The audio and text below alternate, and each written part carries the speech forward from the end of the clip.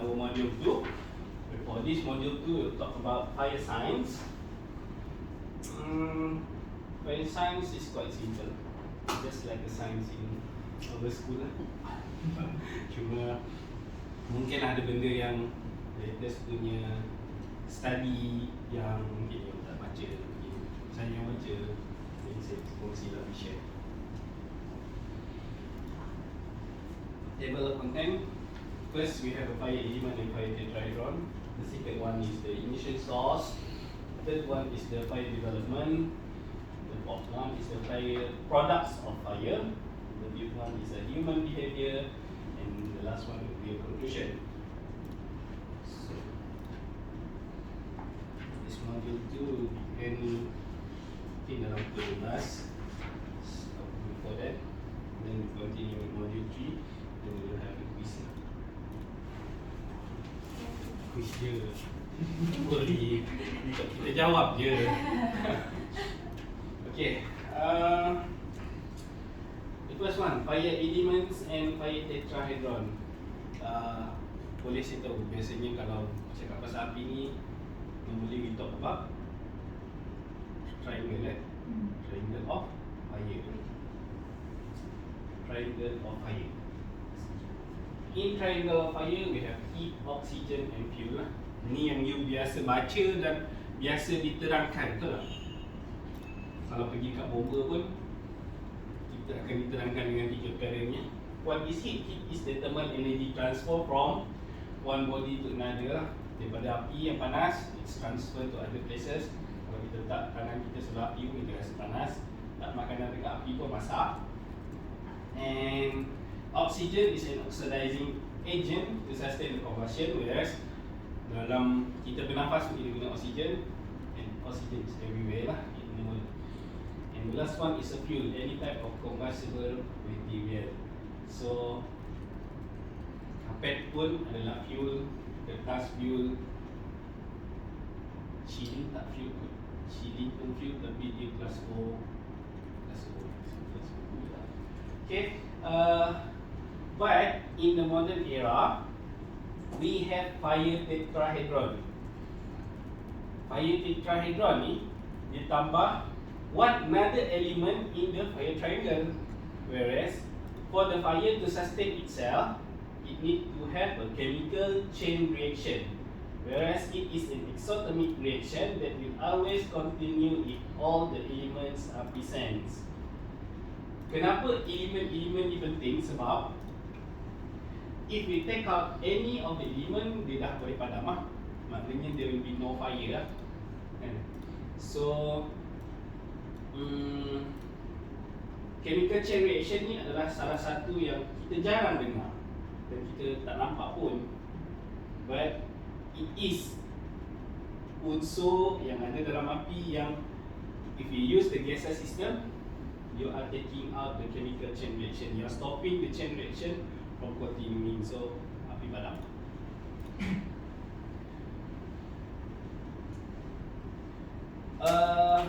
Dalam bilik ni, in this room, we have oxygen.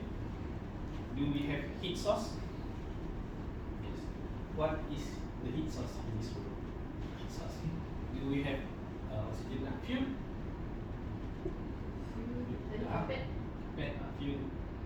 Cuma yang tak ada chemical chain reaction tu. But dalam the older punya analogy of fire, if we have these 3 element, we will have fire, betul? Tapi dalam bilik ni kita ada 3 elemen. Kenapa api tidak terjadi?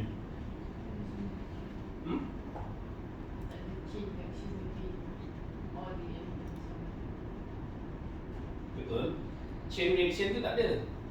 Tapi kalau dekat mana-mana pun chain reaction tu dia hanya akan berlaku bila adanya api tu sendirilah. Untuk ada api tu berlaku, to have a fire, we need to have ignition source lah. Ignition source ni ialah spark, can be anything lah. What is ignition source? Ignition is the cause of the release flammable liquid or gas become a fire or explosion. Apa beza fire and explosion.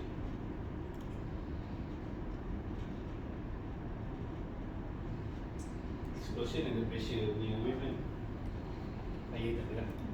Tapi dekat mana fire boleh jadi explosion? We just put another element in fire, it will become explosion. We put containment. Kalau kita contain, fire can become an explosion lah. Unless for club explosion lah. Club explosion pula. Dust explosion. But then explosion tu sendiri, it must have a containment. Bila ada containment, then overpressure berlaku, build up, then baru dia meletup. What is ignition source? Ignition source can become like from this lightning lah. Lightning, kilat pun boleh jadi ignition source. Kapal MLNG dekat Labuan in year 2012 or 2013 meletup, satu Labuan bergerak sebab kilat lah, lightning. So bila you consider a vehicle, ship, kereta, you need to consider also the lightning punya consideration lah. Kalau tempat tu you tahu macam tepi laut, lightning tu tinggi kan, janganlah you design something yang tak ada lightning protection punya ni. Macam mana you nak design lightning protection, you need to jumpa dia punya specialist lah. Tapi kita tahu that is a source of heat lah, source of ignition lah, heat lah. Sebab bila you MLNG, of course you dah bawa flammable lah, you punya fuel tu tinggi. Bila fuel you besar, bila dia terbakar, akan memberikan kesan yang very tremendous punya kesan. Dia akan jadi fire hazard lah kita panggil. So you must eliminate lah ignition source from the lightning. Yang keduanya, kita light up with other fire lah. Maksudnya another fire can also become an ignition for fire lah. Kalau macam ni kita kategorikan macis lah. Geseran ataupun friction also one of the source of ignition. Yang ni banyak berlaku dekat kereta lah, dengan bangunan KWSP kan, KWSP bakar kan, bukan dia, tahun ni bakar lagi kan. Yang pertama dulu dia welding dengan grinding kot, tak saya. Dia ada work, dia ada jalankan kerja, tapi you tak buat habitat untuk you do the work. Maksudnya you tak control the area supaya api tu terpecik tak melebihi kawasan yang sepatutnya. Kena pula dia punya cladding material tu is a combustible material, then bakar. Ni pun ignition yang selalu dilalaikan dalam bangunan lah. Bangunan kita jangan control. Kalau dekat offshore, saya yakin sebab bila dia nak buat kerja, there must be a habitable working area. Maksudnya dia kena enclose sebab dia dah rectify this as a source lah. Dekat offshore lagi critical lah. This is another chemical reaction. Another chemical reaction, contoh macam carbide kan, carbide.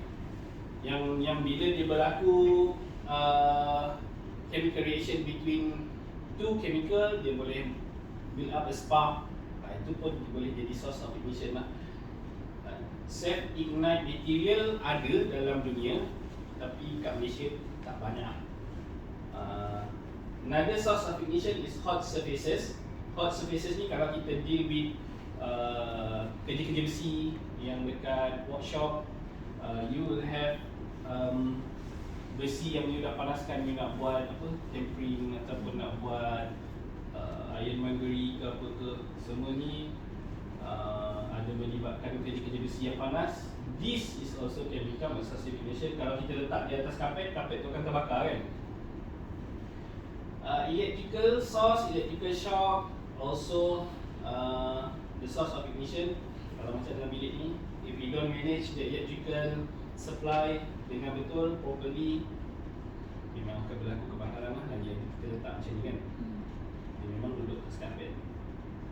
Tapi sekarang yang banyak terjadi ialah kita letak laptop, charge laptop dengan handphone, kita letak atas apa? Tilam, atas katil. Don't do that lah.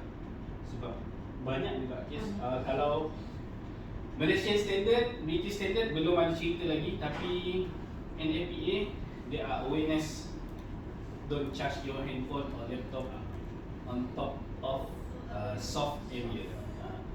Dia tak nak lah macam ni kan, lihat lah. Tapi ni pun tak terbaca, contohnya macam carpet tak sesuai lah, ini jadi maknanya hard. Kalau macam yang bila kita tekan dia macam foam tu kan, ada sponge, itu bahaya. Very crucial. Sebab memang banyak dah terbakar. Di Malaysia dah terbakar laptop atas katil. Charge pun. Charge pun tak cakap lah, yang kau cerita dekat Johor pun dia terbakar sebab charge pun lah, overcharge. And the last one is apa?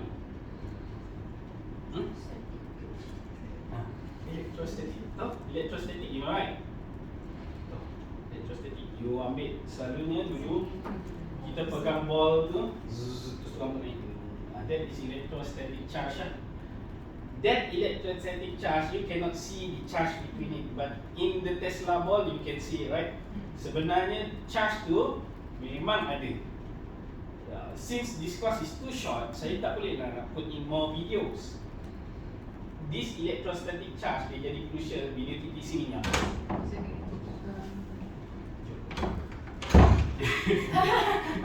Sebab dia tak ketuk, dia terus tarik, dia terkejut. Boleh hilang lah.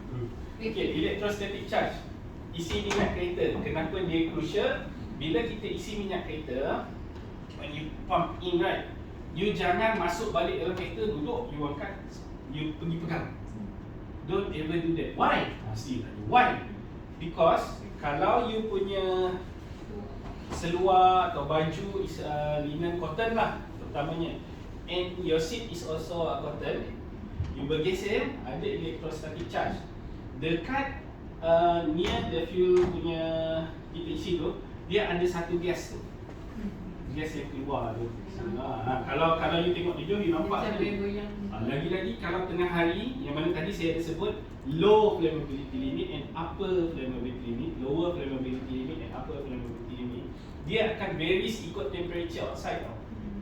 Dekat Malaysia pun ada yang dah boom, dia trigger. So be careful. Kalau you tengok internet punya video dekat banyak dekat Brazil banyak berlaku. You cari fire because of electrostatic charge. Kebanyakan dia berlaku memang di stesen minyak. Dan perhatikan orang yang isi minyak tu, dia mesti masuk kereta. That's why dulu in the old days, bomba selalu pesan kat kita, kalau kita nak isi minyak bawa minum, kita pegang kereta. So you deactivate the charge lah. Kalau bersih kan? Tak ada isu. Ketuk tu tak sesuai juga. Tapi yang tu rarely lah, sebab you punya temperature minyak tu dengan temperature ni is very cold. Rarely you ketuk tu, jarang berlaku charge. Jarang. Tapi yang saya study dalam several cases tu, tak pernah lagi saya jumpa you ketuk terbakar. Dia memang jadi because of the electricity. Sebab kalau kita cari kereta yang zaman sekarang ni, dia tukar betul-betul pasti. Ada betul. Tapi dulu belum besi. Besi. Tapi rarely happen. Tapi that is one of the yang you eliminate lah. Kalau you buat tu plastik pun, nanti you tak bergeser satu, lepas tu electrostatic dekat depan tu sendiri dah kurang lah. Tapi electrostatic ni is real. Real. Kalau you buat case study tu, lama lah, 3 bulan saya buat case study. Disuruh membaca dan mengkaji. Sumber bacaan limited, sumber tengok YouTube. You boleh tengok YouTube dekat seluruh dunia. Cuma bila dia access universiti, macam beza universiti lokal and luar negara ni, kita dekat lokal you boleh access macam-macam. That's the difference lah dengan dia punya science direct ni yang you baca incident kan, cases. The electrostatic ni, sebab dia akan menjadikan you rasa you takut dengan nak isi minyak yang dia takut. Sebab you akan tengok benda tu orang Malaysia memang buat. Bila dia isi minyak, dia pegang handphone, kan, dia tak kat dalam kereta, dia pergi isi minyak, alah nak tengok handphone lah sekejap. Dia biar tu, dia masuk. Dia buka pintu, dia masuk. Dia duduk sekejap. Memang ada orang buat. Tapi bila you dah tahu, you akan jadi ish, bahaya. Dia jadi takut. Tengoklah balik hadis. So macam kalau kuliah kita It's okay, you just janganlah pegang tu. Kalau handphone ni mid buster lah. Yang ada yang Mythbusters. kan mid busters yang dia kata betul ke tak handphone meletup, tak handphone meletup. Jarang meletup. Ada kes meletup. Dia ambil handphone, itu tangki minyak besar kan kalau minyak dia nak isi minyak dalam tangki tu kan lori minyak kan. Dia nak tengok atas tu, dia buka handphone dia. Bakal. Pun ada dalam YouTube. Jadi memang since you all tak cari, dia tak ada lah kan. Kalau you sekali tengok, you akan rasa macam okay, from nowadays kau kena tak pergi. Kalau nak deal juga macam sekarang, we are using application like settle kan. You buat dulu dalam kereta. Dia baru keluar. Saya memang macam tu lah. Dia awareness tu berbeza. Sebab saya dah takut. Bukanlah takut apa, sebab kita tak nak jadi punca kan. Sebab selagi you tak lihat, selagi you tak kaji sampai 100 macam apa yang saya buat tu untuk setiap kisah, you memang, you akan rasa macam okay, tak ada ni. Tapi bila you tengok, dia duduk je. Terhalu orang ni, dia keluar dari kereta balik. Normally ladies lah, banyak kes tu saya tengok ladies. Sebab ladies tend tu akan masuk balik dalam kereta. So be careful lah. Sebab this one faktor yang paling orang kata paling tak nampak, komen yang jarang kita nak ada kan. Okay, that is the ignition source. So we go to the fire development phase. What is fire development? Before we go for the fire development, we look at flame. What is flame? Flame is a glowing body or area of the burning gases. A flame is also normally a visible part of the burning gases. These two pictures here, what is shown is the flame of a fire. Here you can see this is a flame from a matches. Move upward. Kenapa api naik ke atas? Lagi panas kan? When you burn a matches, the combustion is here. This will become a charcoal. This is the gasification here. This solid, it will have a pyrolysis punya process, change the solid to a gas for it to burn. Pyrolysis is a chemical reaction yang berlaku bila solid burn lah. It's changing. Solid must be changed into, of course solid bila kita nak tukar, will become solid, it will change to liquid first and then liquid to become a gas, right? Tapi dalam kebakaran dia tidak macam tu. In fire it's not like that. It change from solid to gas directly lah. So it will burn. The changing process is called pyrolysis lah. The fire itself, this is a flame, is a product of combustion. So when we talk about fire, the flame here, two things that we should know is about the temperature and also the velocity of the heat lah. So the temperature, if you can see the graph here, the temperature is hotter below. Maksudnya dekat sini api tu panas, makin ke atas the temperature will go lower.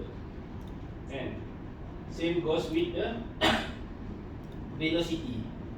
Bawah ni velocity ataupun the energy to push up the heat ataupun smoke ataupun any product of fire is very strong, but then bila dia dah naik sampai atas, dia dah makin slow lah. U is the velocity, T is the temperature lah. Why I need to tell you all about this? Sebab dari situ kita dapat tahu how the smoke movement. So you will have the idea smoke dia akan bergerak macam mana lah. Smoke dengan heat lah. Kenapa kita kena letak sprinkler kat atas? Kenapa kita tak letak kat bawah? Macam tu lah. Why don't we put the sprinkler down here? Kalau siapa kata tak boleh? Boleh, you buat grill. Masih juga sprinkler kat bawah, tapi dia tak protect lah fire because the movement of the fire itself lah. Like this kan, bila ada flame, dia tend to naik ke atas. So, bila dia naik ke atas, bila you letak sprinkler dekat sini, bila ada berlaku kebakaran kat depan ni, So it will detect the heat lah. Sama juga bila kita design for the smoke control system lah. That is the things. Macam saya cakap tadi, we will talk more about compartment fire. What is compartment fire? Compartment fire is a fire that happens inside a compartment, in a car, in a building. This is a simple diagram for a compartment fire. Dalam banyak-banyak kajian, in most of the cases, most of the studies, dia orang mesti bakar sofa. Dia akan bakar sofa. Sebabnya sofa ada dekat mana-mana rumah. And cases of fire paling tinggi berlaku di rumah. Dalam seluruh dunia, case fire, kebakaran ni kebanyakan dia berlaku kat rumah je. Kat pejabat ada lah, jarang-jarang, tapi ada lah. Okay. So that's why the study use sofa lah bagi senang. And suka saya nak bagi tahu, sofa nowadays is very different from the sofa di old days lah. Kain dia, material dia. Kalau you bakar sofa yang ada hari ini dengan sofa mak-mak kita dulu, product of fire pun berbeza. The toxicity lebih tinggi untuk sofa yang ada hari ini sebab material dia lah. Okay, fire, there are 3 ways of fire to spread. Kita ada ni, orang mechanical tahu kot, electrical pun belajar ni dalam thermodynamics. Radiation, convection, conduction. What is radiation? It's same like sun lah. Matahari, dia sampaikan cahaya ke bumi melalui radiation. So dekat situ kita dapat rasa dia punya heat lah. Same goes with fire. The radiation pun also can become a way for them to spread. And then convection is a hot air gases release tanpa ada apa fire load kat tengah. Kita bakar api, kita letak tangan kat atas. Macam graf sebelum tadi tunjuk, kita dapat rasakan convection panas kat atas. And another one is conduction. Conduction is bila you bakar kat sini, you dapat rasa panas dekat sini. Kalau you bakar besi lah, besi. Kalau you bakar pencil tak rasa lah. Kalau bakar besi sebelah sini, you akan rasa panas kat sini. That is conduction. But my question is, what is the difference between convection and radiation? Just throw the idea lah. What is the difference between convection and radiation? Kalau tadi convection pun tak rasa, tak ada apa kat tengah kan. Kalau conduction, adalah. Kita letak tangan kat atas, kita dapat rasa ataupun dia heat lah. Kalau radiation pun, dia tepi, kita dapat rasa. Kadang-kadang convection dari tepi, kita rasa ni convection ke radiation. What is the difference? So the difference is, radiation do not need media, any media. Dalam keadaan vacuum pun dia boleh transfer. Tapi convection tak boleh. If you have vacuum in the middle, dia tak boleh transfer heat lah. Kalau you perasan bangunan-bangunan tinggi, dia ada panggil double glass wall, double glaze punya ni. Dalam tengah-tengah, macam dekat kapal terbang, tengah-tengah tu kosong kan, tapi tu bukan tujuan dia untuk conduction lah, itu untuk passion. Itu lain, itu engineering reason. Dia bukan for the fire safety lah. Tapi dekat bangunan contoh macam bangunan kita orang tu, dia ada double glaze lah. Negara-negara sejuk dia banyak pakai double glass wall. Ataupun green building punya ni. Kalau green building yang GBI, green building biasa dengan apa? Green building index. Green building is satu penarafan platinum. So the building is considered green. It's not green color. It's not green like this. Green meaning to say the carbon emission is very low lah. There is certain carbon emission. The energy usage is low. That's a green building lah. So when you have a double glaze wall, you punya cahaya matahari je, radiation je you dapat. Convection daripada luar tu maknanya udara panas kat luar tu dia takkan masuk lah. That is the thing lah untuk convection. Dengan radiation tu lah beza dia. Okay, for a fire development macam saya cakap, memang kajian ini picture from NFPA. NFPA you boleh baca free tau. You register, boleh baca free, tapi you tak boleh download. You boleh baca je free, tahu kan? You boleh baca je. Tapi you kena register lah. Register dengan NFPA tu you boleh baca. Tapi saya pun tahu, you pun tak tahu apa nak baca. So banyak, NFP ada berpuluh-puluh, 30. Okay, this is a fire development phase. Fire development phase, dia ada, this is the 4 phase yang saya ambil lah. Sebab this 4 phase, dia adalah phase yang orang kata critical lah. First, we have incipient phase. Incipient phase ni adalah ignition phase. Fasa yang pertama dalam api. Maksudnya, kalau you ada ignition, api akan berlaku, spark kecil. Api kecil tu lah. Api dia tak terus besar unless it is a very pun fast fire pun dia start dengan api kecil. Dia tak boleh terus besar. Dia bukanlah tak boleh. Dia tidak akan terus besar. Dia mesti ada api yang kecil dulu. Sebabnya that is the phase of fire lah. Memang dah dibuat kajian, itulah dia. Cuma bila when it comes to the fire load here, kita ada beza. We have a difference where the fire spread punya graph tu either dia fast, slow, medium or ultra fast lah. In the incipient phase, of course, it needs ignition lah. Just cakap tadi, ignition source must be there. So we know must be something that ignite the fire. Ini juga kita kenali sebagai tadi ignition phase. Selepas ignition phase, we become to growth phase. Api semakin membesar. Bila dia dah jadi macam ni, kita tengok asap dah semakin tebal dan ada api dekat sini, dia dah jadi semakin besar. That is what we call growth phase. Before it goes to fully developed phase, there is a phase where we call flashover phase. This flashover, kenapa dia crucial? Sebab dalam flashover ni, you can see the fire jumping from one to other places lah. Contoh, tu adalah api. The whiteboard is a fire. When it become to flashover phase, the fire is over there. Here got no ignition source, but it will be self-ignite. Sebab dia dah sampai temperature yang tertentu, dia punya flammability limit dah sampai, dia dah jadi self-ignite. It looks like the fire is jumping towards others lah. Api tu tiba-tiba melompat, api kat sana, api kat sana. Untuk merasai macam mana api tu panas dan bila jadi flashover phase ni, you all boleh mohon khusus dekat Jabatan Bomba lah. Dia dipanggil khusus keselamatan awam. You minta dia ajar pasal pemadaman kebakaran dan minta dia tunjuk kompartmen fire. If you join IFE, dia mungkin 2 tahun sekali dia buat khusus ni lah. You bayar dalam 300 je, 400 itu. You dapat 3 hari 2 malam khusus, tapi you bermalam dekat bomba punya pusat latihan. Kat situ dia ajar lah, you kawat 3 days, you macing.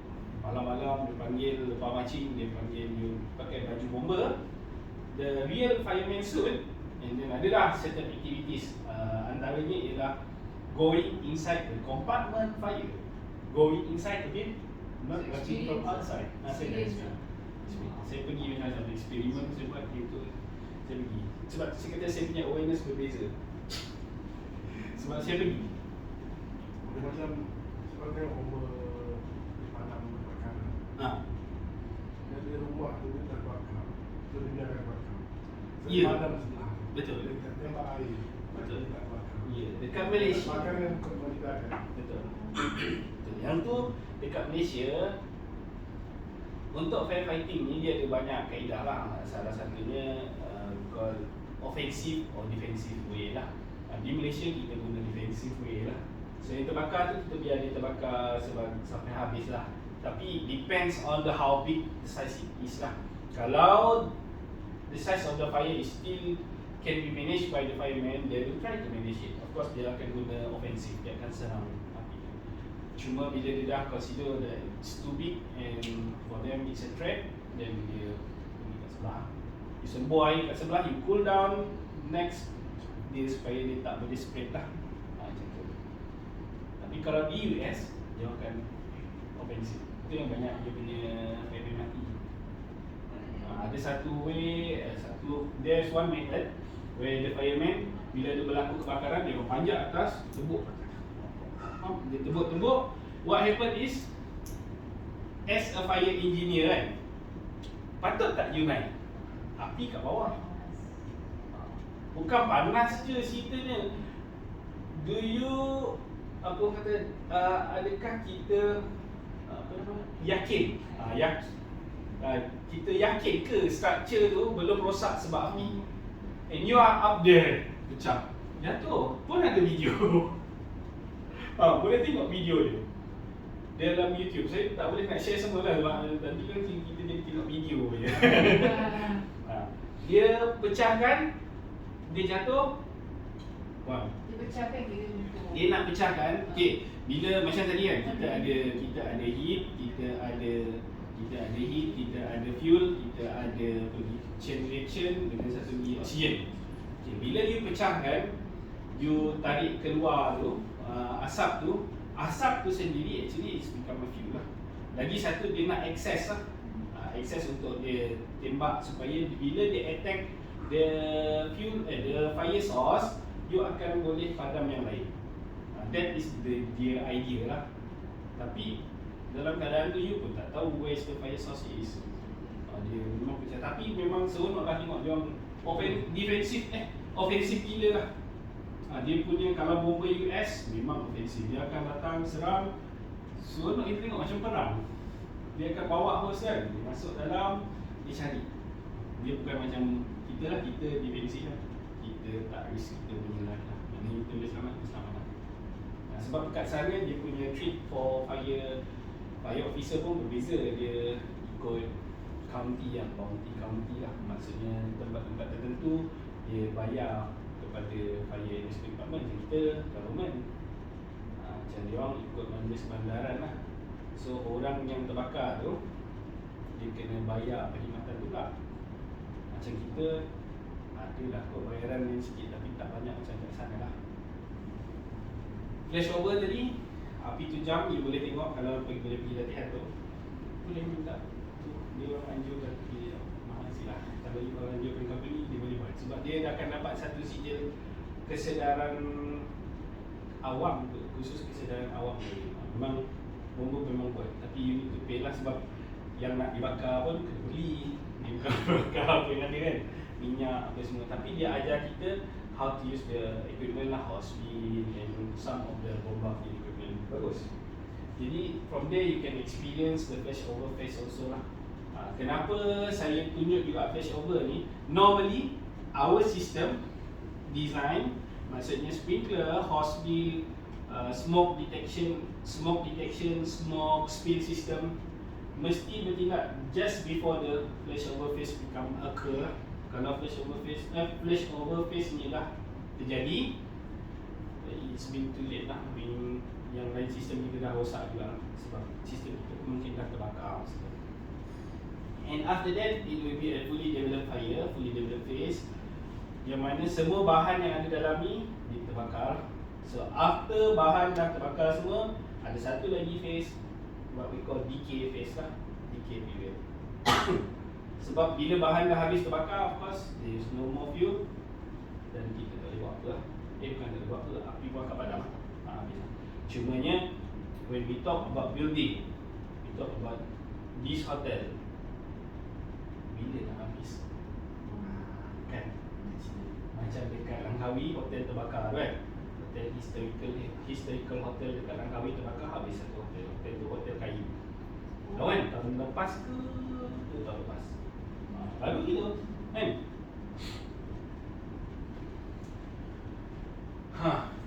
Itu tadi gambarnya. Ini adalah graf dia. Flash over just here before it become fully developed. What is this? Sprinkler activation. Bila berlaku kebakaran dalam building yang ada sprinkler, api tu dia takkan naik sampai ke atas. Maknanya heat output ni, this is a temperature. Dengan heat output dia takkan pergi sampai sini. Dia akan dia terus decay. Dia jadi ni sprinkler control fire ni, dia akan decay lah. Sprinkler in some cases it's been designed to distinguish fire, but most cases sprinkler is just used to control. Maknanya kita tak bagi api tu merebak. api jangan pergi kat tempat lain. It's used to control fire. Semacam ni, ada kat sini. Kalau berlaku kebakaran ni, okey lah, dia boleh padam. Kalau berlaku kebakaran bawah meja tu, air tu dia akan pergi, tapi dia takkan padamkan api bawah meja tu. It used to control fire. Tapi api bawah meja tu dia dah tak boleh nak pergi mana dah. Dia duduk je lah kat situ. Faham kan? Itu beza dia. Selalu orang buat anggapan sprinkler ni untuk padam api ya. Tapi not in most of the cases lah. Kalau tanya masa saya belajar, sprinkler is used to control fire lah from spread. Decay period dia dah jadi habis lah. Okay, macam saya cakap tadi, fire growth rate. Fire growth rate kita ada 4. Ni saya ambil daripada MS 1183. Dalam tu dia spell out fire growth rate. Fire growth rate is being categorized as slow, medium, fast and ultra fast. Apa bahan-bahannya adalah seperti breaking hall, limited combustible material, contoh macam carpet is medium lah. Yang slow fire, besi slow fire, besi yang tu lah slow kan, tapi kita bakar. Medium fire yang macam ada dalam bilik ni, cardboard, boxen, wooden pellets tu is a medium fire. Fast fire, plastik, produk-produk plastik tu is a fast fire. Kain is a fast fire. And ultra fast is of course a combustible material yang memang mudah terbakar lah, macam fuel, minyak ataupun apa yang mudah terbakar. Foam apa nama yang kita buat dinding kan. Tahu tak, kalau kita nak bilik 24 jam kita akan sembur kan. Insulation tu pun ada yang bukan kelas O, yang tu mudah terbakar. Apa pengaruh fire growth rate ni? Okay, kita go back dekat sini je. Okay, kita tengok dekat sini ya. Apa pengaruh dia tadi? Bila kita kata api tu dia slow fire, the graph ni dia akan jadi lagi ke belakang lah.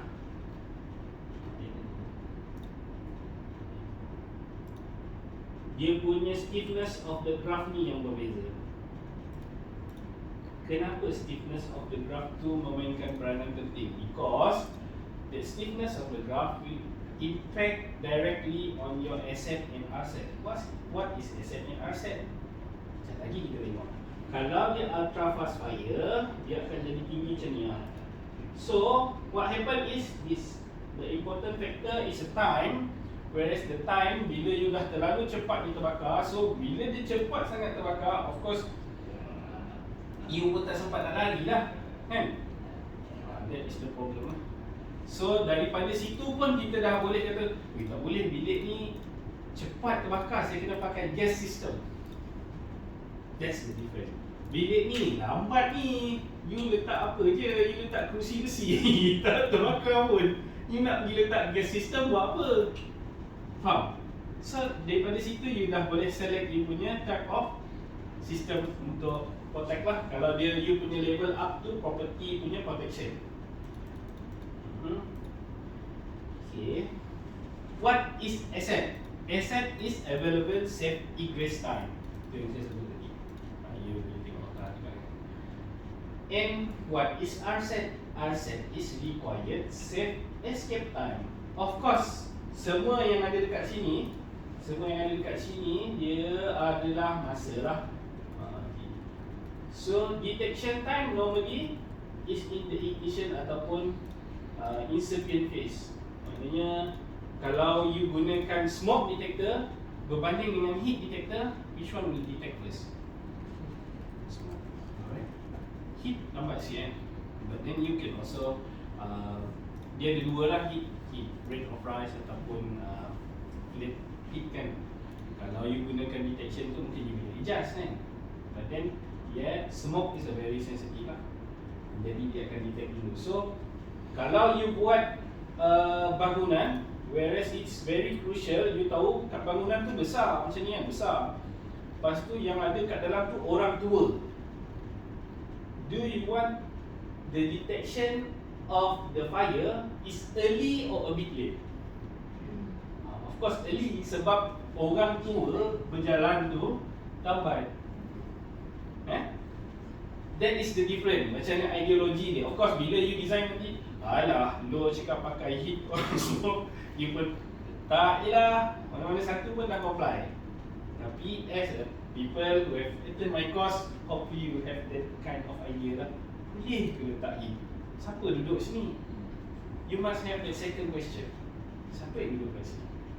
Siapa yang ada kat sini? Kalau dia budak-budak pun critical. Sebab sekarang pun Bomba ada keluarkan garis panduan. You boleh download dekat Jabatan Bomba punya webpage. Garis panduan untuk pemasangan keselamatan kebakaran di rumah jagaan kanak-kanak. Apa dah dia? Yang mana? Dia memang ni. Macam kalau intelligent smoke dengan Smoke biasa. Smoke biasa, dia detection time Different. different. A bit different lah. Dia akan ada a bit different, a bit delay. Tapi that slight different tu depends on the location. Ada argument lain lah, depend on the location where you put it. Also, kalau you nak kira sangat, maksudnya almost the same lah because it detects smoke.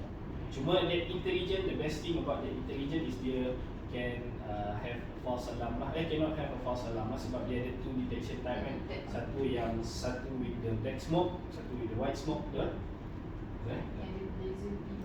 Dia ada beam lah sebab dia beza, sebab dia bila dia scattered by the white smoke is different, scattered by the black smoke is different Well, tapi the way you put it pun memainkan peranan lah. If you put contoh, kita ambil contoh lah, kita ambil contoh dalam bilik ni dah. Kita ambil contoh dalam bilik ni lah kita tengok dekat atas ni. Kita ambil atas ni sebagai kita punya case study.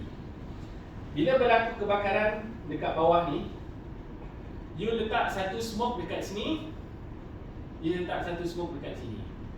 Setelah apa yang saya ajar dalam masa tadi, you rasa yang mana smoke akan detect dulu? Which smoke detector akan detect dulu? Kebakaran dekat sini. Dua-dua pun jauh ni mana yang akan detect dulu? Yang mana? Yang kat sini ke yang kat sini? Yang kat sini. Yang dekat sini bukan dekat sini. Ni lagi dekat ni lah. Kebakaran yang dekat sini. Ni kita nak design ni kita nak design ya. Saya bagi case study je.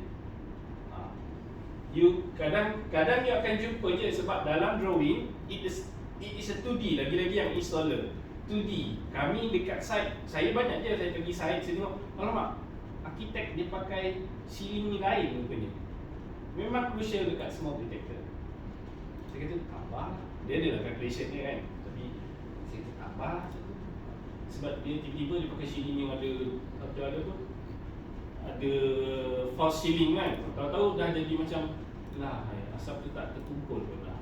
Tapi kalau macam dalam case ni, of course smoke will go to the higher place lah. Macam tadi kan, ada graph tadi kan, dia akan naik ke paling atas lah. Walaupun dekat sini, melainkan you letak directly below the fire, then this one will detect first lah. Tapi dalam dua case tadi, fire dekat depan, dekat atas ni, dengan dekat tepi ni punya smoke, then the smoke will have the yang dekat tempat yang paling tinggi will trigger first lah. Memang kita boleh letak kat mana je pun. Tapi dalam Malaysian standard dia ada sebut where we need to put the smoke detector. Okay. Untuk travel response times ni sebenarnya berapa masa asset ataupun available safe escape time, egress time ni bergantung kepada saiz bilik dan fire load yang ada kat dalam. It will be very different from a small room to a bigger room with a different fire load lah. Dia memang graph, kalau you baca mana-mana dia memang akan tunjuk macam ni je. There will be a question, how many minutes from this to this? Saya pun tak boleh nak jawab sebab dia varies. Tapi apa yang kita boleh share ialah kita mesti jaga ni, detection and alarm time. Dua ni. Bila kita dah ada detection and alarm time, there are some places kita rasa macam hospital tadi, yang mana kita nak confirmkan betul ke this is not false alarm, then recognition time can be given lah. So you need to consider as an architect or engineer, you need to consider that the evacuation time is not starting from here but start from here lah if you have a recognition time. Maknanya lagi pendek lah. So you tak boleh lah ada jarak yang jauh sangat untuk you lari, kan? Macam tu lah. Tapi untuk manusia biasa macam kita, macam saya cakap, bila you dengar je alarm, janganlah tunggu sampai alarm tu betul atau tidak. You nak tanya dulu, you better run first, and then it's okay, run halfway rather than cannot run at all. Kan? Macam tu lah. Saya selalu je, walaupun saya tahu dah fire drill, ni drill betul ke? Drill tipu tak? Lari lah dulu, turun je lah. Kalau tak nak turun, saya turun je lah. Pasti dia dulu, ini adalah percubaan, sila turun. Separuh dah jalan. Cuma baru-baru ni kita ada fire drill, saya jadi mangsa lah sebab saya tak boleh nak turun tangga. Saya jadi mangsa lah, maksudnya saya diselamatkan dengan lift popper lah. Sebab saya ada masalah lutut, saya report lah. Sebab tu kalau macam high rise building, siapa yang dilantik jadi pegawai keselamatan untuk that level, you must know the people with disabilities lah. Macam saya with disabilities lah last few weeks, sebab tak boleh gerak, sakit kan. Memang malah lah orang lain, oh alah turun lagi kata, badan sihat, kaki sakit. Kalau saya turun lagi, seminggu lagi saya MC lah, itu lah. Okay, jadi daripada detection time sampai you keluar, this is where you keluar ni must be outside from the building lah, ataupun the ultimate safe place. Kalau macam hospital tadi, saya ada sebut refugee area kan, that is not ultimately safe place, but it is the safe place, dipanggil selamat sementara lah. Jadi istilah dalam bahasa Inggeris, kita baca lah.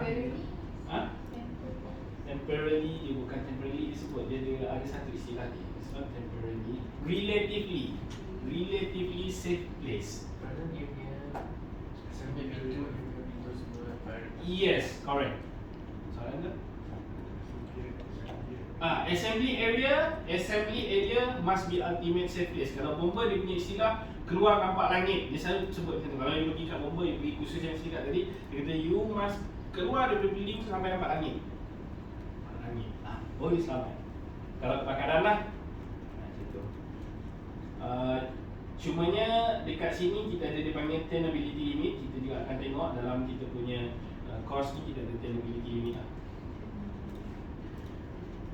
Tenability limit ni maksudnya tenable.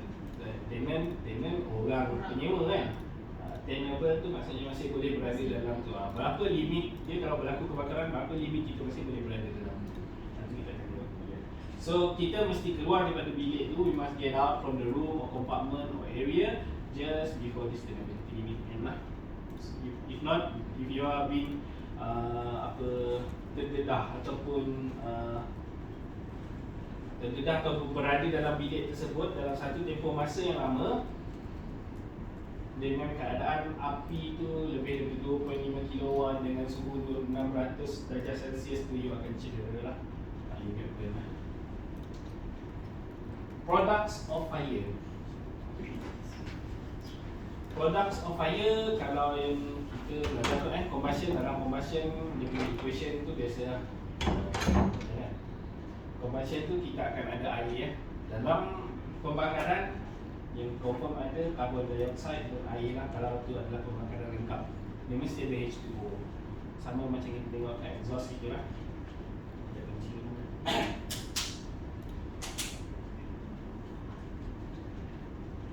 Kita akan ada air dan carbon dioxide. Tapi dua produk ni okey lah, carbon dioxide. Carbon yang tak bagus ialah carbon monoxide lah. Yang mana carbon monoxide is a toxic gas lah. Another product of fire is heat. Of course, yang mana yang kita nak heat. Kalau kita memasak, kita perlukan api ataupun haba tu lah. Tapi sekarang memasak dia perlukan smoke lah. Sebab nowadays apa kata smoke kan. Kan ada yang smoke. Smoke beef tu kan. Smoke tu salai sekarang banyak kan. Salai dulu punya teknologi lah juga, tapi that is actually it's not that good lah. Sebab dia ada carbon kan. Tapi dia sedap. Lagi-lagi dengan aroma kayu yang biasa kan. Itulah.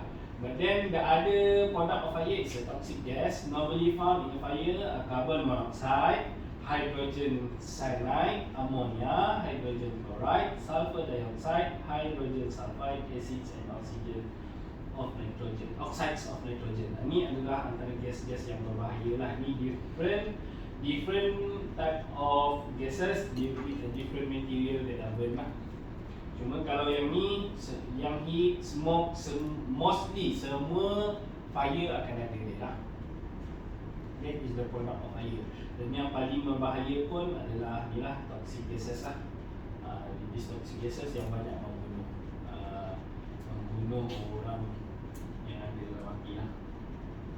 Okay, human behaviour. Tadi masa saya cakap pasal egress, escape time dan the type of graph, saya ada sebut rumah orang tua. Orang tua jalan lambat, kanak-kanak jalan lambat, tidak seperti orang dewasa. Orang dewasa dengan kaki satu dan orang dewasa dengan kaki dua akan ada beza dia punya perjalanan, lajunya berjalan. Saya dengan dia tadi berbeza sebab saya ada masalah kaki kan. That is a human behaviour yang we need to study. But then it's just not about how fast the people are travelling lah. There are other factors yang mana dalam human behaviour yang kita kena tahu. What is the definition of human behaviour? In fire, human behaviour is the study of a human response including people awareness, beliefs, attitudes, motivation, decision, behaviour and coping strategies in exposure to fire and other similar emergency in buildings, structure and transportation system. The study of human behaviour in fire is highly multidisciplinary, involving practitioners from the fields of engineering, architecture, computer science, mathematics, law, sociology, psychology, human factor, communication and economics to mention just a few. Ini saya ambil daripada SFE, buku yang saya cakap ni, Society of Fire Protection Engineer. Okay, boleh sih. Buku yang saya ambil, buku tu saya ambil daripada masa saya belajar. Saya minta ada friendmate saya sekarang ni masih buat PhD dekat University of Hong Kong lah. Since dia ada access tu, saya minta dia bagi kat saya macam tu lah. Lebih mahal lah betul, kalau company dia beli lah. Tapi bagus, tapi if you company is memang involved in fire for the core lah, bagus baca. Sebab you can look the fire on a different perspective. Kalau Malaysia punya perspektif masih jauh lah. Sebab kita berbeza sikit. Kawan, macam saya cakap tadi, orang tak suka kos. Kalau boleh fire ni dia nak paling rendah kan? Tapi towards now, the one dah increase dah. Semua pula nak minta gas. Kita pula happening kan. Apa benda lah, kau ni faham tak gas tu mahal. Maintenance dia mahal, gas dia mahal, installation pun mahal. Pakai sprinkler tu dah kan? Macam tu lah. Tapi sprinkler susah design. Okay, dalam human behaviour ni, first tadi kita kata about how fast the person travel lah. And in human behaviour, in fire is the key factor for the life safety protection designed by the engineers. Tadi dia disebut society pun berbeza kan. Sebab orang yang berada di negara maju ataupun orang yang pernah mengalami kebakaran, dia akan cepat-cepat lari berbanding orang yang tak pernah tengok api. Dia akan seronok tengok macam tadi kan. Kebakaran tadi ada yang rakam, tapi that is bagus juga, kita boleh buat study lah. Cumanya it shouldn't be like that lah. Sebab tak sepatutnya kita berada dan ambil gambar, kita lari lah. Untuk human behaviour, macam saya cakap, it's the same: ignition, alarm cues, evacuation decision. This is the pre-evacuation period. Ini tadi adalah kita, bila kita dengar alarm, bila kita api tu dah trigger, alarm tu berbunyi, kita akan cari information. Contoh saya cakap tadi, kita akan tend to ask ourselves or people next to us, is it false alarm or not? Jadi situ tu dah menyebabkan masa tu dah makin teranjak kan. So the better is if you hear the alarm sound, you just go towards the safety punya egress lah. If you cannot macam saya ada masalah kaki, if you cannot travel towards all the building up to the ultimate safe place, what can you do? Contoh macam saya tadi kan, bangunan 26 tingkat. Saya dah tak boleh tu. Katakanlah you tak diketahui oleh orang hari tu yang jaga tu, the people that who are pegawai keselamatan on your floor don't know that you are there and you have problem, berlaku kebakaran. Bila dengar alarm, you dah tak boleh nak turun kat bawah ni, apa you buat? Tunggu kat tempat ke? Lari juga ke? Lari dah, cani-cani dah. What should you do? You yang sakit, ada should notify you, lari, orang akan notify dia, betul kan? Okay, what will you is, you pergi dekat dia punya escape staircase kalau bangunan tinggi. Sebab apa? Sebab dekat escape staircase, it should be designed and shall be designed with a fire door and also smoke control system. Tak kisahlah pressurized system ke, smoke spill ke, macam mana dia nak control. But what I can say is, the staircase is the relatively safe place. Maksudnya dia adalah place yang selamat berbanding dengan kawasan yang ada dalam. Sebab dia memang dah kosong. Unless kalau you pergi, saya pernah pergi ada satu bangunan kat Salam dah terbakar dah yang jual kain tu. Tak boleh mention nama. Saya pergi dekat situ, saya nak beli kain. Actually what I do is I want to go shopping lah with my wife kan.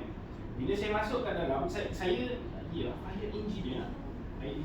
Tengok sign keluar, kita pun buka pintu keluar. There's no exit man. Semua yang ada kain je dalam tu.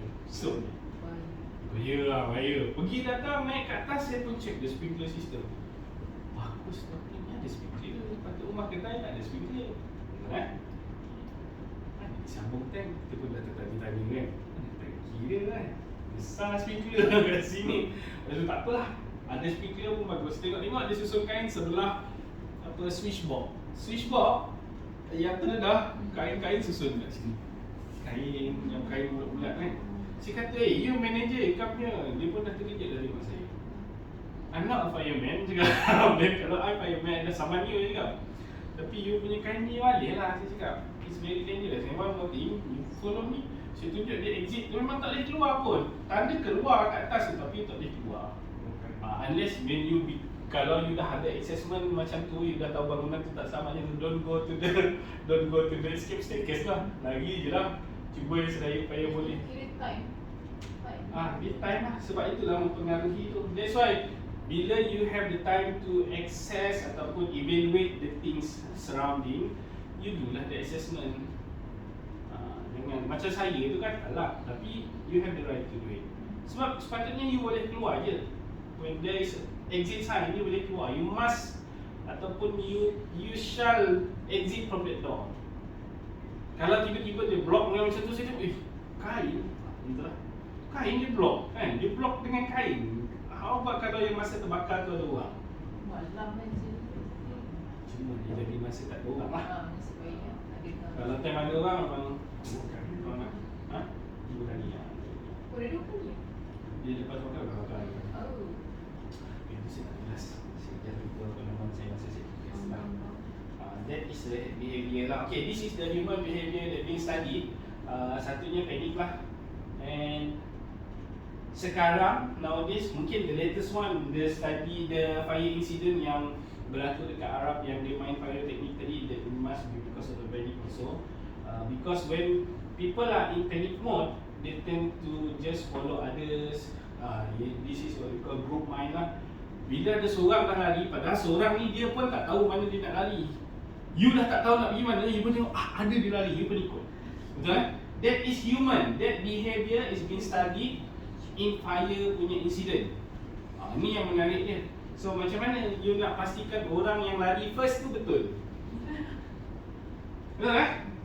You perasan dia kalau you tak pernah tengok, you hanya pasang ni, you takkan perasan benda ni. Bila you buat case study baru you nampak. Rupanya orang tu lari salah tu. Salah. Pintu sana. Salah kata.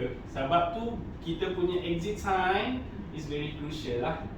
The installation of exit sign, the installation of apa lagi signage lah. Sebab nowadays in China there are another type of exit sign dia buat. IKEA dia buat. Saya pergi IKEA, kalau perasan dekat lantai. Oh, yang Dia buat arrow kan, keluar. Ada satu arrow lagi tunjuk arah lah. To the counter, ada yang pergi keluar. Itu adalah invention yang bagus lah. Sebab apa? Kalau you letak kat atas, bila berlaku kebakaran, when there's a smoke, you cannot see. The visibility limit is very limited. Kalau kat bawah, you masih boleh tengok. Keluar. Tapi kalau ada yang satu tu yang bawa tentang mana-mana nak pergi tu, it's very... saya bukan reka tau. This is all spelled out in the books. And disaster shock adalah orang yang pernah ada disaster lah, yang pernah mengalami disaster. Untuk orang yang pertama kali masuk dalam kebakaran, orang yang dah pernah masuk, dia akan ada different punya opinion dan macam dia seorang ni relax.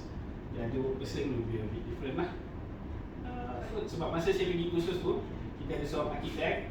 Bila dia Chinese ladies kan. Dia arkitek, tapi once you go inside the compartment fire, bila api tu dibakar, kita taklah depan api tu. Kita kat sini lah, lebih kurang api tu kat dinding tu. Saya dekat sini, saya first lah. Saya orang utama. Api memang panas lah, dia boleh cakap panas. Bila api tu dah ada asap, there is a phenomenon we call a fire leak, ataupun lidah api dia panggil. Asap atas ni dia dah jadi api. Dia bukan asap, it's not smoke anymore. It's become fire. Macam tipu kan. Macam tipu saya cakap, tapi tengok YouTube pun ada. Tapi saya dah experience lah dulu. Api. That ladies, bila dia tengok api, dia panic tau. That is panic and disaster shock lah. Dia terus nak keluar, sedangkan at that place, kita tak boleh berdiri. Kita tak dibenarkan berdiri. Kalau dia berdiri, terbakar kepala ni kan. Walaupun kita ada helmet, kita kena duduk. Dia dah nak berdiri dah, bomba tu tekan kepala dia. Duduk dia keluar. Dia takut. That is panic and shock lah. Disaster shock. That is different when itu kita orang dengan fire suit. Kalau tak lagi lah. Sebab tu bila kita berlaku kebakaran, kalau you nak jalan mana-mana, you rasa dengan tangan ni lah. Kalau you nak keluar daripada pintu tu pun, kalau bangunan tu terbakar, kita want to get out from the door, kita pegang, panas jangan buka. Itu lain lah. That is the trick lah. Buka panas, carilah pintu lain. Normally in Malaysia, there must be more than one fire escape door. There must be. Dia takkan ada satu. For a single egress, bangunan-bangunan lama sahaja. Bangunan baru insyaAllah dia ada dua. Okay. Behavior in fire. Okay. In order for us to group the characteristic in Malaysia to suit the UBBL, it is for the prescriptive design. The occupancy characterized according to the group of risk lah. Maksudnya dekat Malaysia, bila kita nak buat fire safety punya sistem, kita kena tengok kategori dia lah. Kategori ni kita dah tentukan bawah UBBL. Dalam UBBL, it's been named as a designated group. Tapi apa yang membezakan that designated group is a familiar and unfamiliar. For a people, you dekat office you pejam mata pun you boleh cari jalan keluar. That is familiar lah. When we come here, this is for us, we become unfamiliar person with this building lah. Kita tak tahu mana nak lari kan. So we rely on the signage. And the second one is awake and asleep. So the system will differ if that building only cater for awake people lah. Maksudnya bangunan office you akan berbeza dengan bangunan hotel. Contoh, when you design a fire alarm system dekat office, you require only about 65 dB lah, dBA. If you design it for a hotel, you require 75. Why? Because in hotel, they are considered the people as sleep. Kalau tidur je, you letak 65, mungkin tak. Mungkin lah. That is the kajian, that is the research been done. So we need to follow. And this one is a very crucial for us to determine lah. As a designer, you kena tengok yang ini. Sebab normally if it said that bangunan is an office, you kena tanya lebih sikit, cater for disabled or not? Itu jarang, tapi baru-baru ni kita dah cater lah bawah level 84 punya MS 1184. 983 tadi cerita pasal fire, 984 cerita pasal disabled people dan dia punya keperluan lah. So the system will be different lah. Okay, dalam UBBL tadi, this is the stages, the purpose of group lah. Small residential, they consider the residential will be familiar people. Institutional, there are some institutional punya pembahagian. Other residential will be hotel, will be rumah, flat yang tinggi-tinggi lah. Office is an office, whereas the office is for familiar people. So there are some office for unfamiliar people, macam office kerajaan lah terutamanya, office JPJ, ada counter, office buat IC, pendaftaran negara, macam tu lah. Kita bukan ada beza kat situ lah. Shop is kategori satu lah, very unfamiliar people lah inside. Factory also got different because they got different processes yang ada high processes punya risk lah. Place of assembly ni ialah apa? Place of assembly, bukan tempat berkumpul tu. Kategori place of assembly, dewan, hall, dewan hall lah, auditorium, that is a place of assembly, ataupun surau, tokong, kuil, that is a place of assembly lah, consider place of assembly. Storage ni ialah warehouse lah. Human behavior in fire, kita cuba yang ni, saya harap ada lagi kita boleh cek.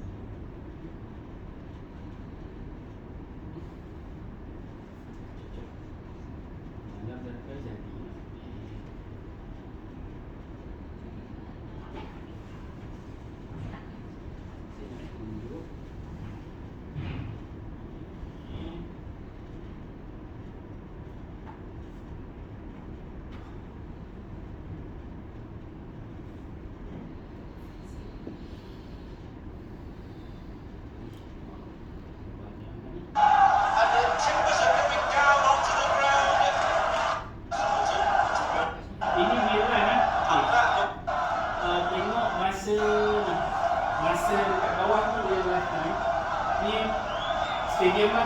We've actually got a fire in the stand on the far side of the ground. And that looks very nasty indeed. The police have gone over there to try and quell the fire, and they're frantically getting some of the supporters out. Now these are extraordinary scenes at Valley Parade. It's supposed to be a day of celebration. One hopes the stand doesn't burn down. And the game has obviously had to stop. Saw the smoke about a minute ago. Ini consider place of assembly. But now that fire is beginning to rage. Api dah besar. 45 mungkin besar. And the police are doing a tremendous job in getting people out of the stand and onto the pitch. But a day of triumph could turn into a day of disaster here for Bradford. This is human behavior. Ada yang bersorak, ada yang lari. These quite astonishing scenes, and I've just seen a couple of people out of the ground. Ada yang bersorak, ada yang lari.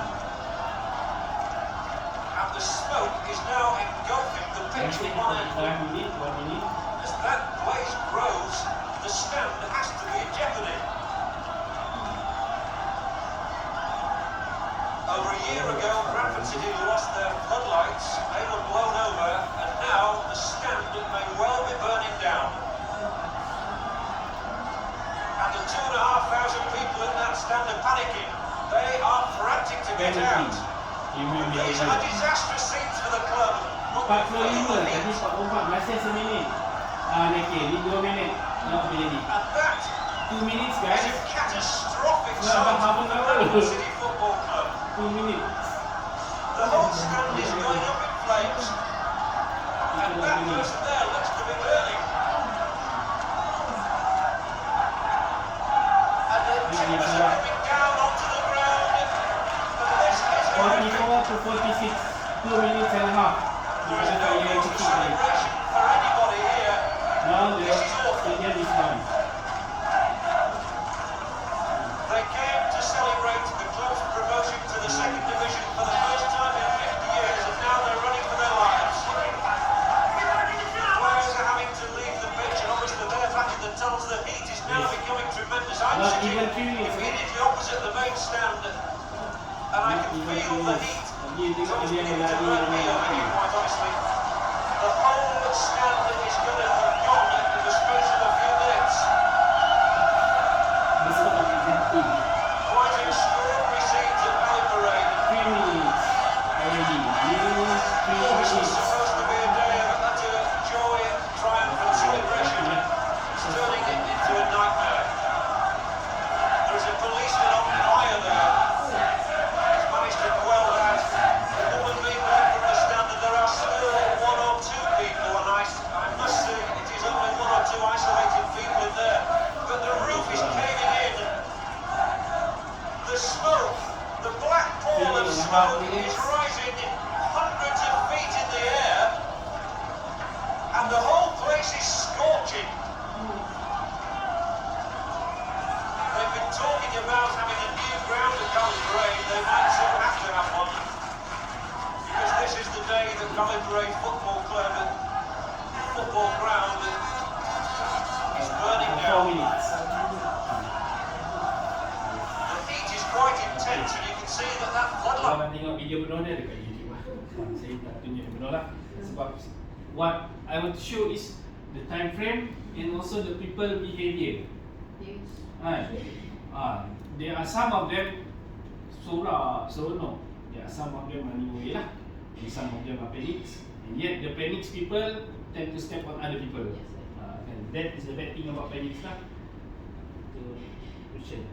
And this happened in year like ni baru ni 14 years ago. Because of this event, the regulation for stadium di kebanyakan negara dia berubah lah. So that is because selalunya undang-undang ni terjadi bila berlaku lah, contoh macam cladding material dekat building KWSP yang terbakar kan. Sebelum KWSP tu terbakar, masa saya pergi kat UK untuk buat master, terbakar Grenfell Tower. Dengar kan? Grenfell Tower lah. It's because of the cladding material lah. Okay. Next we are going to see the conclusion. Before we go to the conclusion, we look back, we review all the topics. Fire element and fire tetrahedron, we have done it right. Fire tetrahedron, what is the difference between fire triangle and fire tetrahedron? In fire triangle we have 3 elements. In fire tetrahedron we have the chemical reaction. The ignition source, you all know what the ignition source, right? The ignition source is the source. Kalau tak ada ignition source, maknanya fire tak akan berlaku lah, unless it is a self-ignite material lah. Yang tu you boleh baca balik self-ignite material tu, you boleh study a bit lah, tapi dekat Malaysia dia jarang ada lah.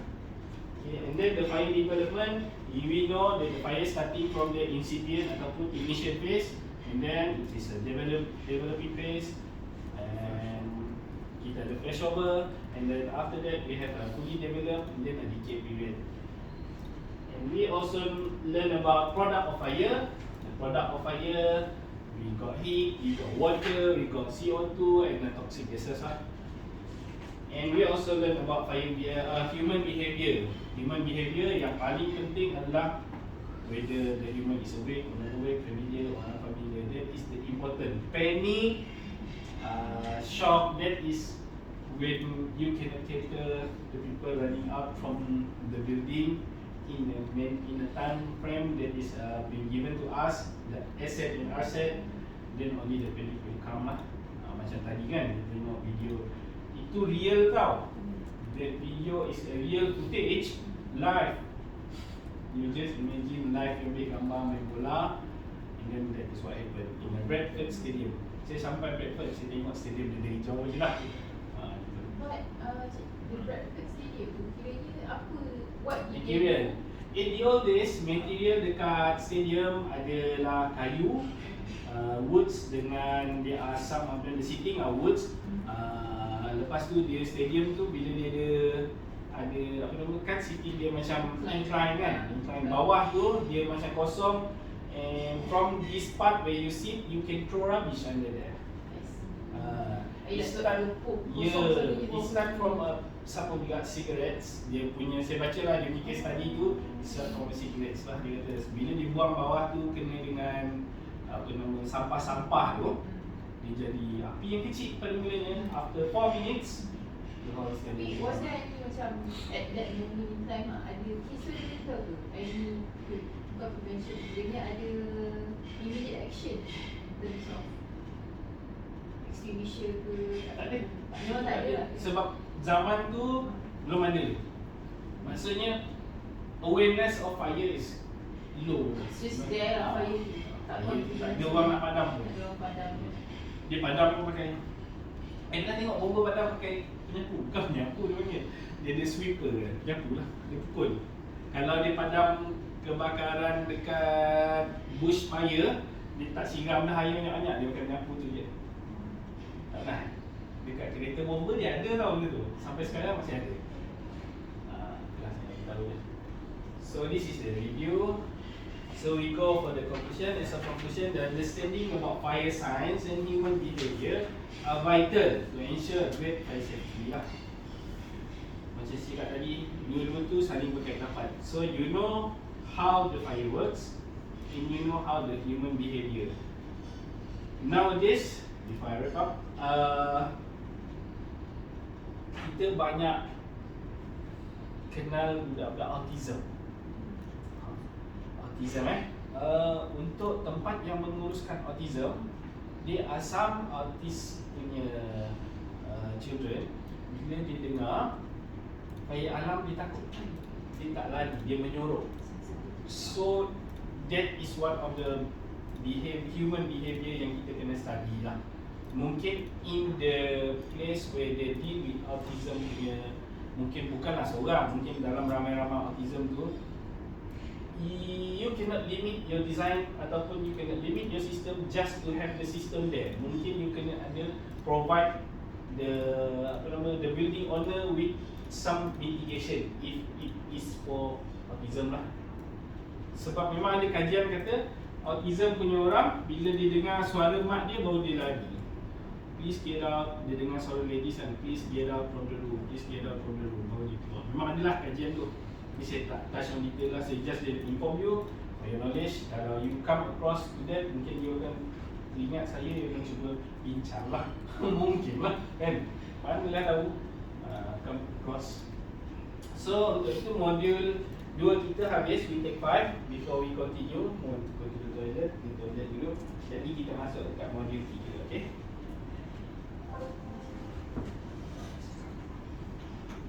Get the 3-minute breaks. Dahsyat kan? Tiga kan? Dahsyat tu. Ada banyak ni sebenarnya, tapi saya tak masukkanlah semua kan, sebab ada setengah topik tu panjang.